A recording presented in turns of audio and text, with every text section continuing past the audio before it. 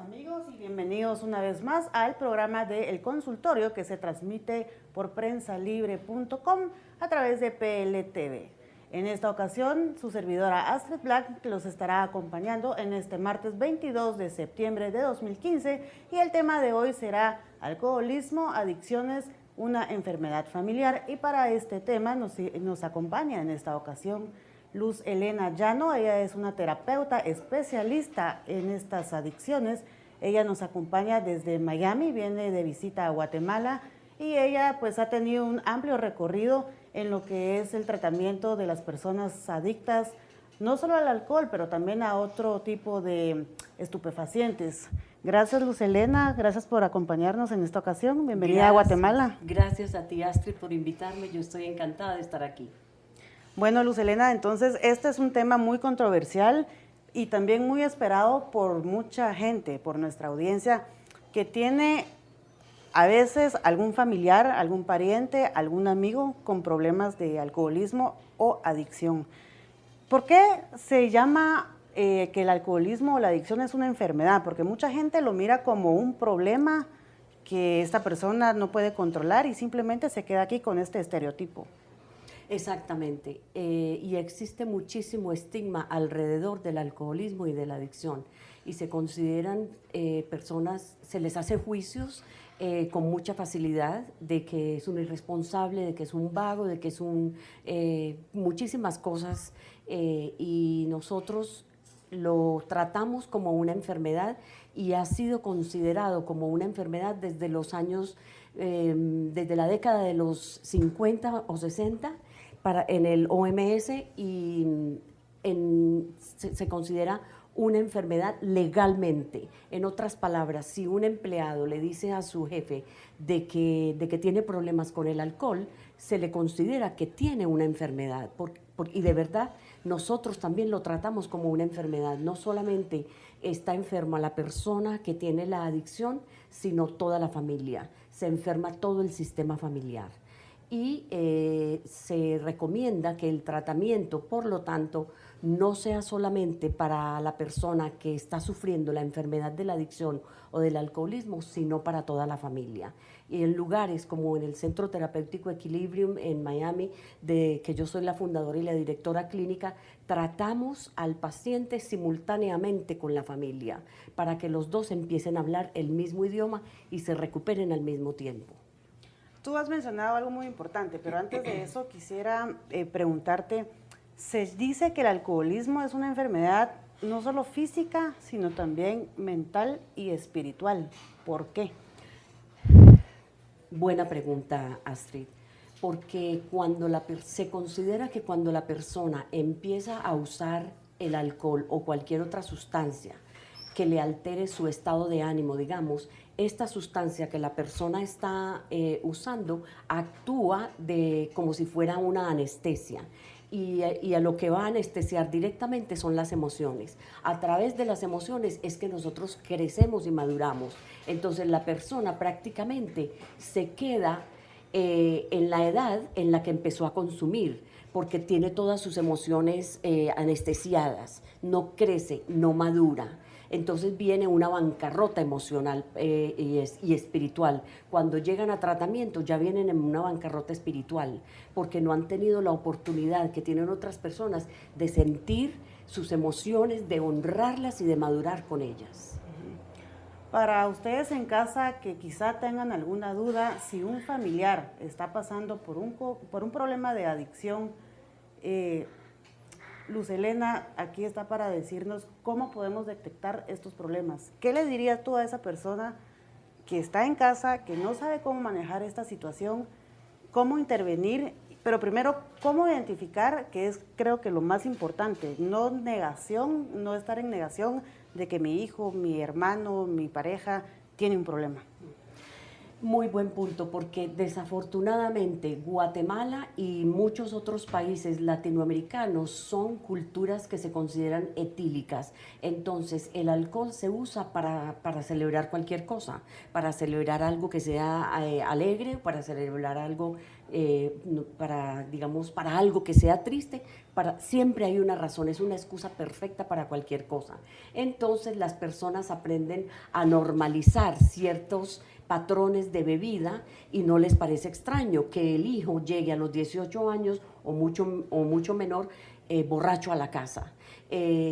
Muchas culturas que son muy machistas pues quieren que el hijo aprenda a beber con ellos en su casa y muchas veces lo hacen también.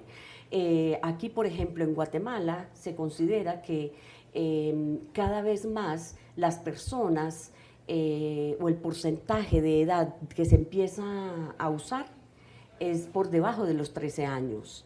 Hay un patronato antialcohólico de la Secretaría Ejecutiva de la Vicepresidencia de Guatemala que ha dado el informe de que en promedio la persona que cuando empieza a usar tiene 15 años.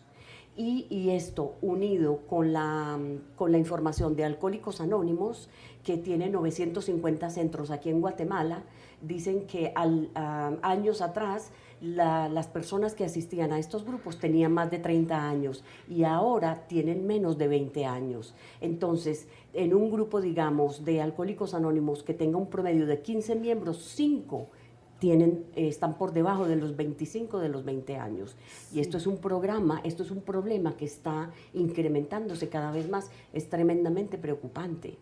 Sin lugar a duda es alarmante. Sin embargo, ¿cómo podemos detectar estos síntomas para saber bien que la persona es o no?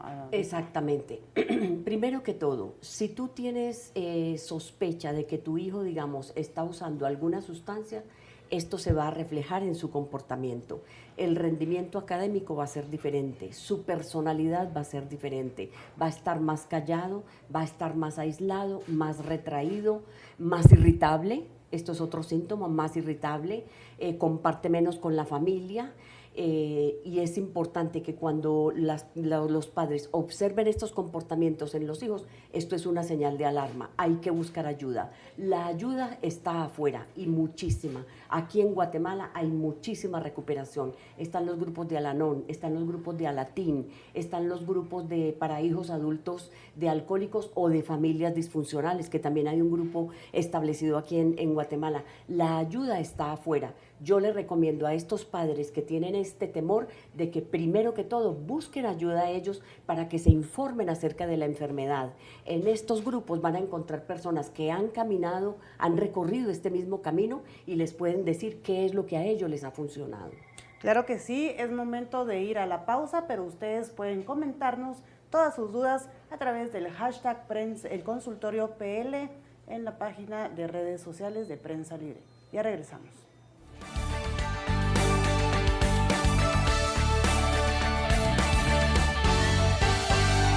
Si ignoras lo que sucede en el país, nunca serás libre. Pero si realmente quieres ser libre, lee, investiga, piensa. Infórmate a la mañana, al mediodía, en el bus.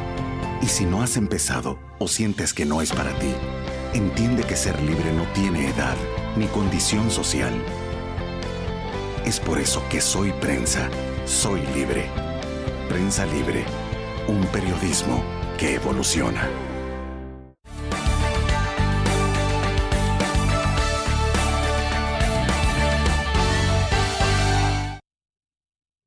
Gracias por permanecer con nosotros. Estamos hablando sobre el alcoholismo y la adicción como una enfermedad familiar. Luz Helena, antes de ir a la pausa, hablábamos sobre cómo identificar si una persona tiene problemas de adicción.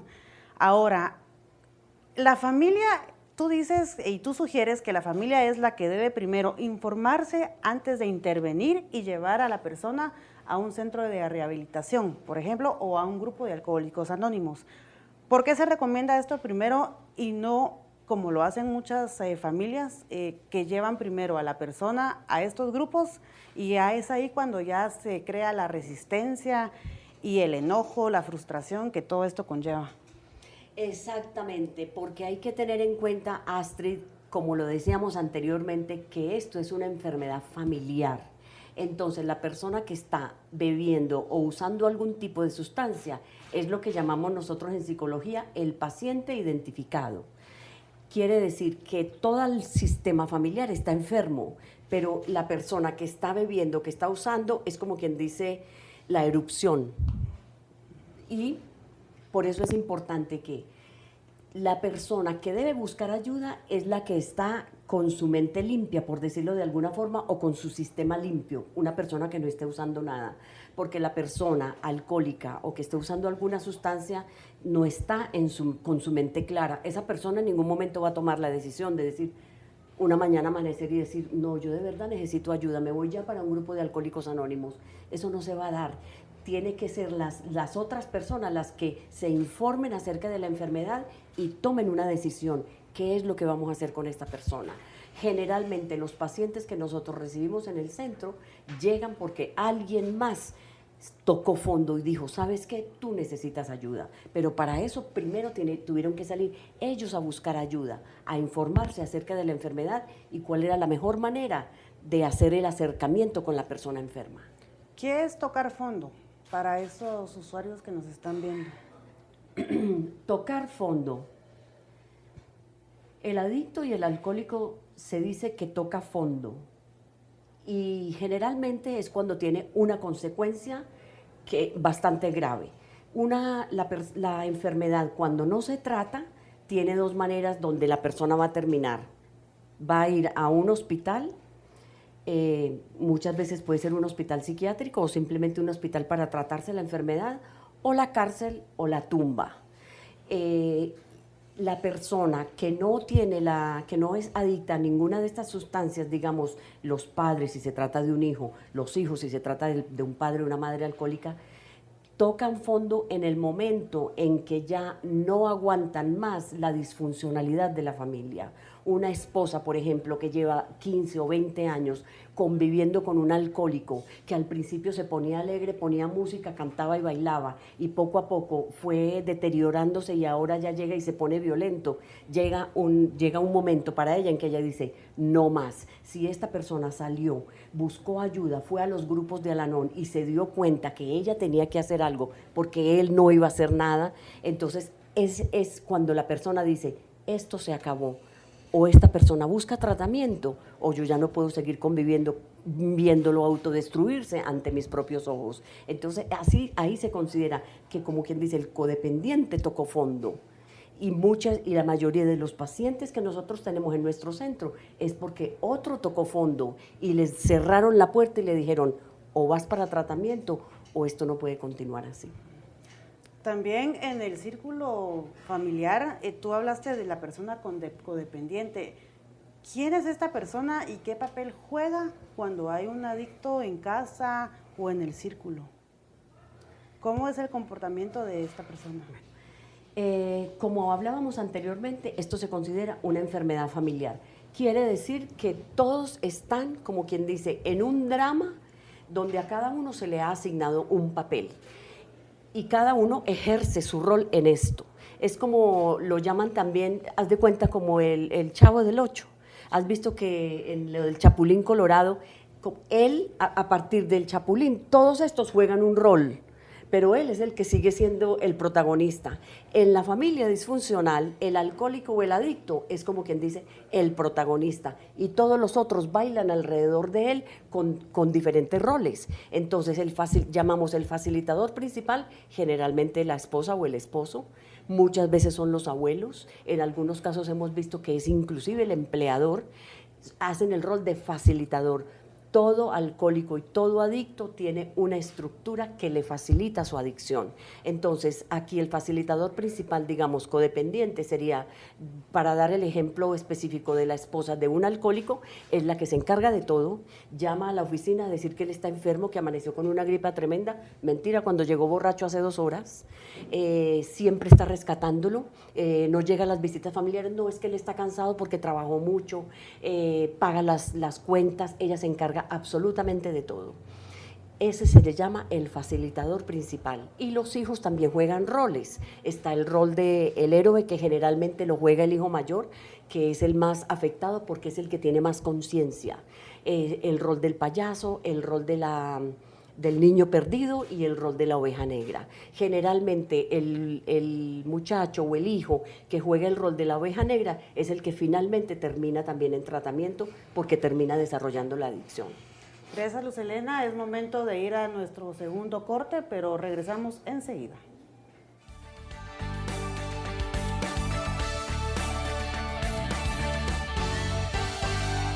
Si ignoras lo que sucede en el país, nunca serás libre. Pero si realmente quieres ser libre, lee, investiga, piensa. Infórmate a la mañana, al mediodía, en el bus. Y si no has empezado o sientes que no es para ti, entiende que ser libre no tiene edad ni condición social. Es por eso que Soy Prensa, soy libre. Prensa Libre, un periodismo que evoluciona.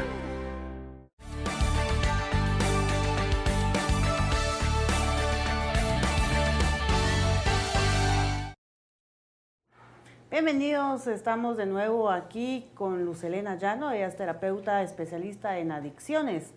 Luz Helena, antes de ir a la pausa hablábamos del rol de cada miembro de la familia. Ahora te pregunto, en la persona adicta, la persona que tiene el problema, que tiene esta enfermedad, muchas veces se piensa y se bloquea inmediatamente cuando dice, yo ir a algún grupo de alcohólicos anónimos, pero yo no soy alcohólico, yo no me quedo tirado en una banqueta. ¿Qué le dirías tú a esa persona? La mayoría de los pacientes, por ejemplo, que nosotros tenemos en nuestro centro, los llamamos alcohólicos funcionales. Cuando llegan al tratamiento, no han perdido prácticamente nada. Llegan porque están a punto de perder a su familia o a su esposa y eso no lo quieren. Se considera que lo último que un alcohólico pierde es el trabajo, porque es lo que le da, los medios para continuar con su adicción. Primero pierde la familia, lo último que pierde es el trabajo. Pero la mayoría, un gran porcentaje de alcohólicos son alcohólicos funcionales, que no se quedan dormidos por ahí en cualquier parte, pero definitivamente que tienen la enfermedad de la adicción. La pregunta tuya es, la resistencia que tendría una persona así para buscar ayuda. Como yo te dije, como esta persona no está con su mente clara y tiene un químico que está actuando en su sistema, por eso lo llaman el cerebro secuestrado. El cerebro de un alcohólico y de un adicto lo llamamos el cerebro secuestrado porque prácticamente es el químico el que se encarga. Habla, piensa, siente y actúa a través de ese químico. Entonces, la persona que tiene que tener más claridad es la otra persona, la que convive con él, que lo está observando y que lo ve con más claridad. Esa es la persona que tiene que llegar al punto de tomar una decisión, de decir, ¿sabes qué?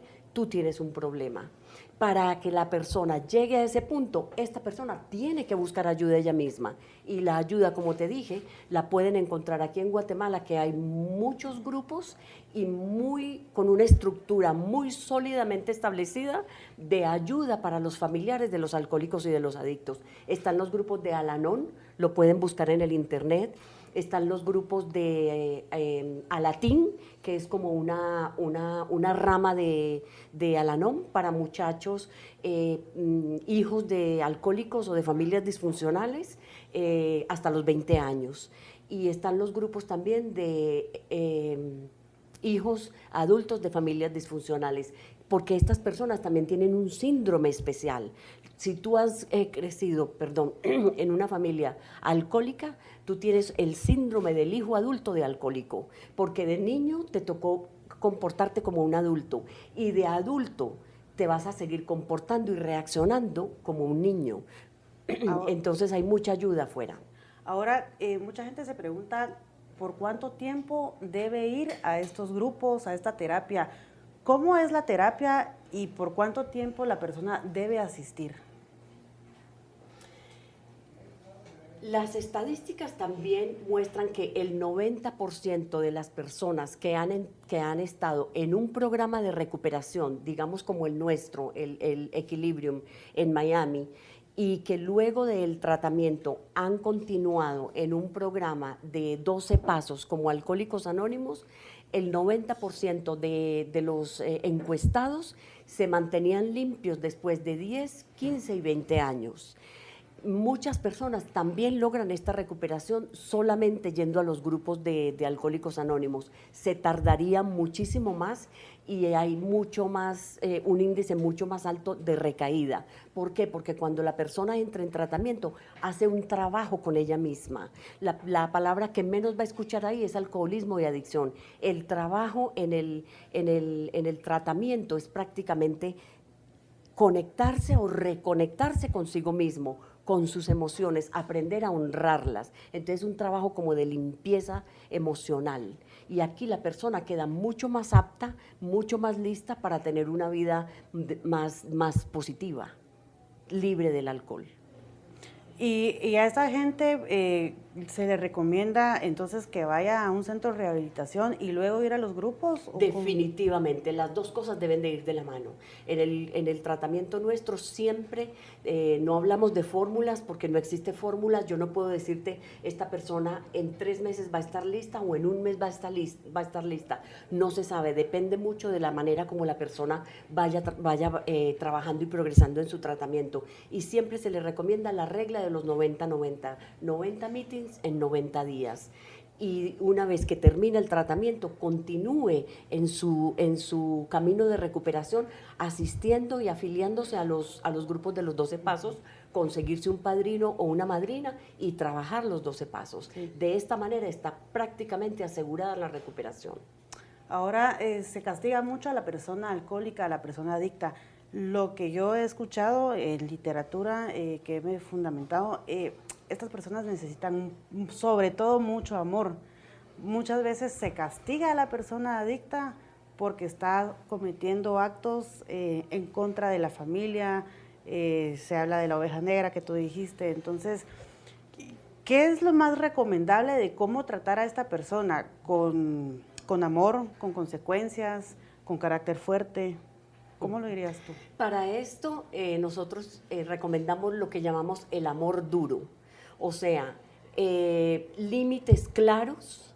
Si estos límites se sobrepasan, digamos, vienen los resultados para esta persona y para esto definitivamente que los padres, digamos si es el caso de un adolescente o de un hijo que está en adicción activa, es importante que ellos se empoderen a sí mismos para poder ponerle límites claros y consistentes al hijo. Para esto, lo más seguro es que va a necesitar el apoyo de estos grupos, de Al-Anon o de hijos adultos de alcohólicos, porque generalmente no tenemos esta información, no tenemos este empoderamiento. Nos asusta que el hijo esté frustrado, nos asusta que nos deje de hablar o que haga cualquier cosa. Entonces es importante que los padres se empoderen para que puedan poner unos límites a los hijos consistentes. Bueno, Luzalina, muchas gracias por estar con nosotros y a ustedes por sintonizarnos. Los esperamos el próximo jueves aquí en el consultorio a través de prensalibre.com.